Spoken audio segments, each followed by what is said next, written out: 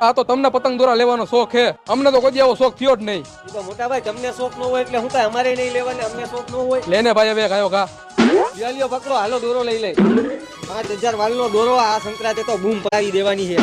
હાલો ભાઈ કરો હિસાબ. પતંગ ના થયા 1000 રૂપિયા, દોરા ના થયા 1500 રૂપિયા, 2500 રૂપિયા થયા. 2500 રૂપિયા ના હા થાય તો ખરા ને. હાલ્યો ભાઈ, આ તો આને શોખ છે એટલે, બાકી હું તો કોઈ પતંગ ઉડાડતો નથી. હાલે ફટાફટ મને અગાસી ઉપર જવા દે. કાલ રાતના મને મારા ભાઈએ છે ને પતંગનો દોરો લઈ દીધો હતો અને ઈ મેં આજ અગાસી ઉપર રાખ્યો. આજ તો આજુબાજુ વાળા એકની પતંગ નથી ઉડવા દેવી.